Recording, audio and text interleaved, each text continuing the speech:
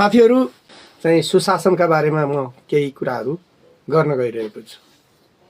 किनभनेदेखि पहिलो कुरा सुशासन भनेको के हो, सुशासनयुक्त शासन कसरी हुन्छ भन्ने विषयमा हामीले जान्न जरुरी छ। सुशासन भनेको भेदभाव रहित शासन पद्धति हो। सुशासन भनेको जनताको अधिकारलाई मुख्य एजेन्डा बनाएर गरिने शासन पद्धति हो। यो नेता प्रधान भन्दा पनि जनता प्रधान हुन्छ, यो कर्मचारी भन्दा पनि जनता प्रधान हुन्छ। अहिले हाम्रो देशमा चलेको शासन नेता र कर्मचारीको हित प्रधान शासन हो, जनताको जनहित विरोधी शासन हो। र त्यसकारण पनि व्यवस्था जुनसुकै भए पनि र नेतृत्वमा जोसुकै भए पनि शासन भनेको नेपालको अहिले चलेको शासन सुशासनभित्र होइन। सुशासन भन्दा बाहिरको शासन भनौँ, सुशासन रहित शासन नेपालको शासन। त्यसकारण हामीले सुशासन युक्त शासनको लागि के गर्नुपर्छ भन्दाखेरि सन्तुलन र नियन्त्रणको आधारमा राज्य सञ्चालन हुनुपर्छ। अब त्यो छ कि छैन, हामीले त्यसको बारेमा आफैले मनन गर्नु जरुरी छ। हामीले कसलाई गाली गर्ने, जबकि अहिलेसम्म बनेका नीति विधि र प्रविधिका कारणले सञ्चालित नेपालको राज्य सञ्चालन प्रणालीमा सुशासनको परिकल्पनै छैन। के छ, जनतासँग कसरी बढी कर लिने। तपाईँ हेर्नुहोस्, सुशासन भएको देशमा राज्यले उद्योग धन्दा कल कारखाना चाहिँ व्यापार गरेर बस्नुहुन्न भनेर निजीकरणको नाममा नीतिगत भ्रष्टाचार मार्फत बेचिदिने होइन। अनि तपाईँको एउटा सामानमा 200 देखि 300% भन्सारमा रोयल्टीतिर 300% मुनाफा खाने एउटा कालो बजारी होइन, के भन्छ नि त्यो हो, त्यो राम्रो हो त? त्यो सुशासन हो? तपाईको हरेकको दायरा हुन्छ, राज्यले तिर्ने जनताको के अरे राज्यले जनतासँग लिने करको पनि दायरा हुन्छ। त्यो दायराबाट माथि लियो भनेदेखि राज्यद्वारा जनता ठगी हुन्छ, सुशासन हुँदैन। र नेपालमा अहिले राज्यद्वारा जनता ठगी भइरहेको छ। अहिले होइन, निरन्तर नित्य निरन्तर राज्यद्वारा जनता ठगी, र यो विडम्बना। हामी जहिले पनि एउटा वाद र व्यवस्थाको पछि लाग्यौँ। हामीलाई यसले चाहिँ राम्रो दिन्छ कि यसले चाहिँ राम्रो गरिदिन्छ कि भन्नेतिर हाम्रो ध्यान भयो, तर हामीले त्यो अर्काप्रति आशावादी हुँदाखेरि केही पनि प्राप्त गर्न सकेनौँ। किन गर्न सकेनौँ भनेदेखि हामी कसैको विचारको फेरि वैचारिक दास बनिदियौँ के, समर्थक बनेनौँ, दास बन्यौँ। हामी समर्थक बन्न सक्छौँ, दास बनेपछि गलत गरे पनि गलतलाई गलत भन्न सक्दैनौँ। त्यसकारण पनि हामीले सुशासन पाउन सकेनौँ। उनीहरूले गरेको गलतलाई हामीले राम्रो भनिदिनु पर्ने परिस्थिति कहिलेसम्म, त्यो विडम्बना हो। त्यसकारण साथीहरू, मैले तपाईँहरूसँग यो कुराहरू किन गरिरहेको छु भनेदेखि शासन माथि होइन, शासन माथि चाहिँ जनताको भावना छैन, शासनभित्र जनभावना छैन, राष्ट्र भावना छैन भनेदेखि त्यो शासन हुँदैन, त्यो कुशासनै हुन्छ, सुशासन हुनै सक्दैन। अहिले हामीसँग भएको समस्या यही हो। कार्यालयमा जानुहोस्, अब तहगत भ्रष्टाचार, तलदेखि माथिसम्म केही सिप लागेन भनेदेखि सर कता हो, एक कप चिया चाहिँ सँगै खानुपर्ने भनेर भए पनि काहीँ न काहीँ चुकेकै छ। अब नेतृत्वमा जानुहोस्, त्यसलाई यस्तो कार्यक्रम पारिदिन्छु, उस्तो कार्यक्रम पारिदिन्छु, यस्तो गर्छु उस्तो गर्छु, आश्वासन लगाएर पछि लगाउने के लिन सकिन्छ दिन सकिन्छ, त्यो छ। विधिको शासन कहिले हुन्छ? देश विधि सम्मत कहिले चल्छ? त्यो चल्नुपर्छ भन्ने कुरा हो। र हिजोको दिनमा मैले सुशासनयुक्त शासनको कुरा गर्दै गर्दाखेरि मेरो त अभियान नै हो सुशासनको लागि साझा अभियान। त्यसकारण मैले सुशासनको कुरा त ल्याउँछु नै। मैले ल्याउँदाखेरि हचुवा आरोप लगाउने गरी ल्याउँदिनँ। तपाईँहरू देख्न सक्नुहुन्छ सरकारी कार्यालयमा त्यो निलो प्लेट भएको गाडीलाई पनि मैले सामाजिक सञ्जाल मार्फत अहिले कटाक्ष गर्ने गरेको छु। हिजो पनि मात्रै मैले हालेको थिएँ। त्यस्ता निला प्लेट भएका गाडीमा आउनेहरूले दिएको सल्लाह र सुझाव अनुसार देश नीतिगत, तहगत र संस्थागत भ्रष्टाचारमा गएको हो कि होइन? देश भ्रष्टाचारमा चुर्लुममा डुब्या हो कि होइन? सल्लाह दिने पनि उनीहरू, भ्रष्टहरूको देश भनेर लेखिदिने पनि उनीहरू हो भनेर त्यो अनुहार छ नि, त्यो गोब्रे किराको अनुहार जस्तो लगाएर बस्ने नेतृत्व र कर्मचारी भएको देश हो। त्यसकारण पनि मैले तपाईँहरूसँग यो कुरा साट्नुपर्छ, आफ्नो कुराहरू राख्नुपर्छ भनेर राखेको छु।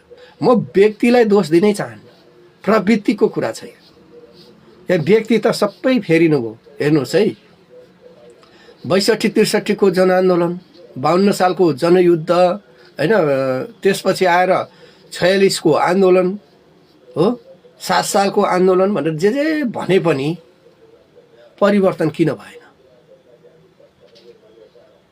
यो गम्भीर प्रश्न भनेको परिचालित हो कि स्वचालित भन्ने कुरा प्रश्नवाचक चिन्ह भयो।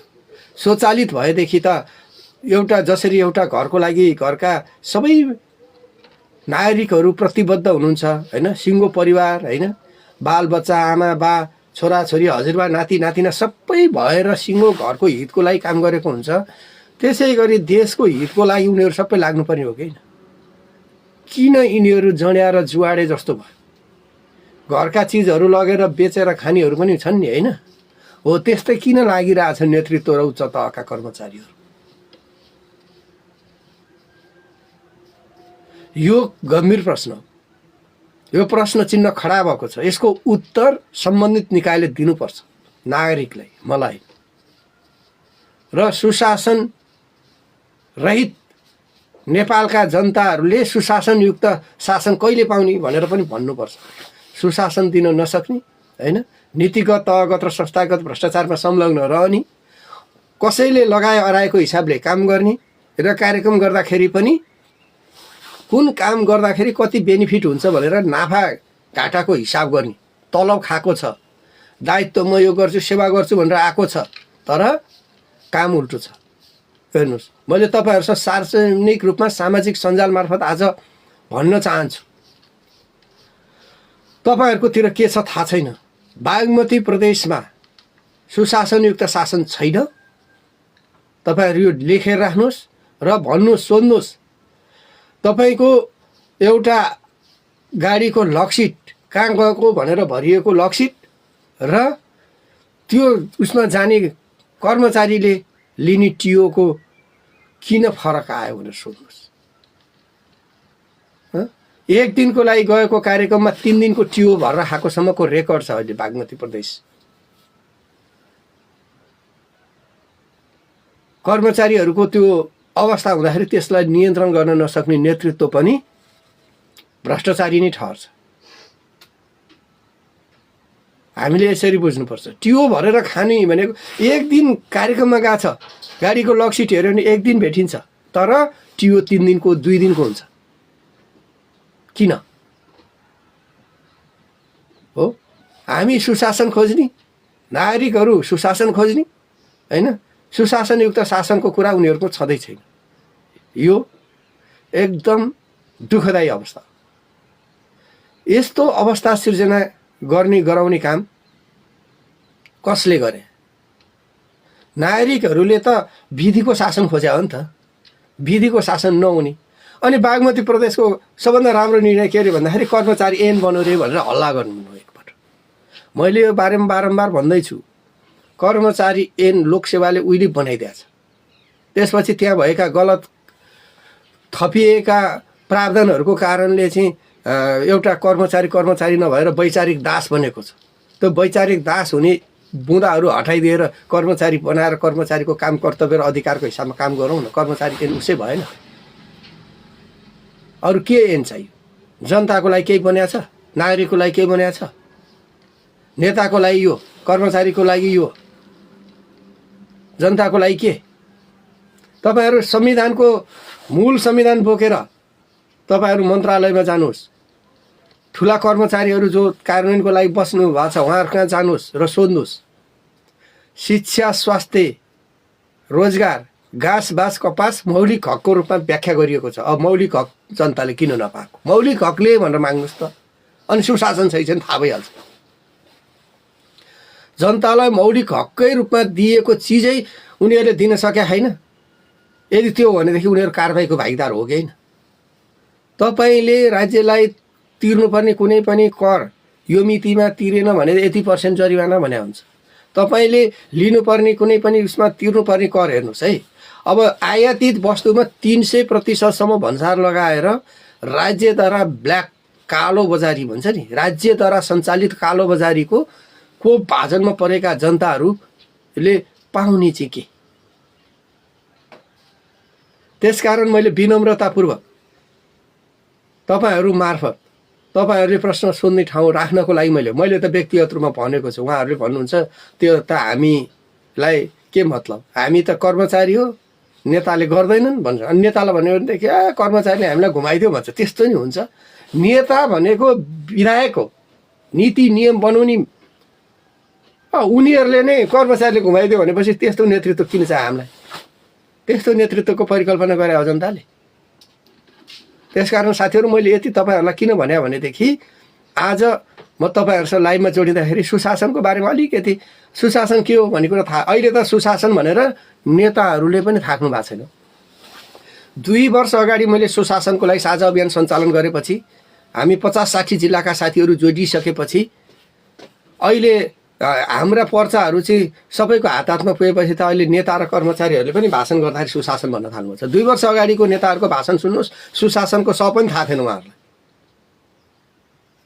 सोध्नुहोस्, 2 वर्ष अगाडिको सोध्ने होइन, 2 वर्ष अगाडिको नेताहरूको भाषण सुन्नुहोस् खोजेर। त्यहाँ सुशासन भन्ने शब्दको स पनि थाहा थिएन। जब हामीले सामाजिक सञ्जाल मार्फत, राष्ट्रिय अन्तर्राष्ट्रिय मिडिया मार्फत र साथीभाइहरूसँग जोडिएर एउटा सञ्जाल मार्फत चाहिँ सुशासनको लागि साझा अभियान सञ्चालन गऱ्यौँ। त्यसपछि सुशासनयुक्त शासनको कुरा हामीले ल्यायौँ। नीतिगत, तहगत र संस्थागत भ्रष्टाचारका कुराहरू गऱ्यौँ। एक आपसमा योजना बाँडफाँड गर्ने चाहिँ यो परिपाटी अन्त्य हुनुपर्छ हामीले भन्यौँ। त्यसपछि उनीहरूले सुशासनका कुरा बल्ल गर्न थाल्नु। अब जनताले सुशासनको कुरा उठाउन थाल्नुभयो भनेर अहिले के छ? जेनजी विद्रोह भयो। अब एमालेको जेनजी, काङ्ग्रेसको जेनजी, राप्रपाको जेनजी, माओवादीको जेनजी, अब रासोपाको जेनजी।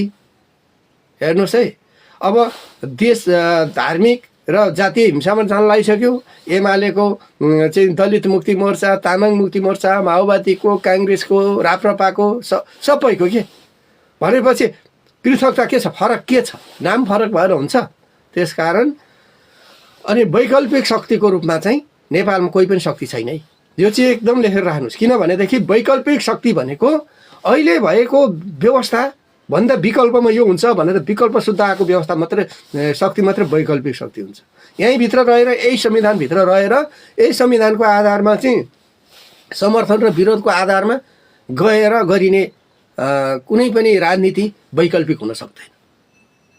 त्यो त धमिलो पानीमा माछा मारे हो। सुशासन उनीहरूले दिन नसकेकै हो। दिन नसकेपछि अब के भन्दाखेरि त्यहाँ बदमासी भएको छ भनेर चाहिँ गाली गरेको भरमा चाहिँ जनमत बटुलेर जाने प्रक्रिया चाहिँ वास्तव भने विकल्प हुन सक्दैन र यसले पनि निकास दिँदैन। यो चाहिँ मैले तपाईँहरूलाई विनम्रतापूर्वक अनुरोध गर्न चाहेँ। र व्यक्तिगत रूपमा मलाई कसैलाई केही भन्नु छैन, संस्थागत रूपमा पनि केही भन्नु छैन। नीतिगत रूपमा सुधार हुन जरुरी छ। नीतिगत सुधार, सुशासनयुक्त शासनको लागि तपाईँ हामीले आवाज उठाउनुपर्छ। बेला बेलामा उठाउने मात्र होइन, त्यसको विरुद्ध जानेहरूलाई हामीले सोसल अडिट, सामाजिक अडिट पनि गर्नुपर्छ भन्ने कुरा यहाँहरूलाई राख्दै विनम्रतापूर्वक अनुरोध गर्दै म दामु चौलागाई पनि तपाईँहरूको साथबाट ओझेलमा पर्न चाहन्छु। हस्त शुभ दिन सबैको, जय होस्।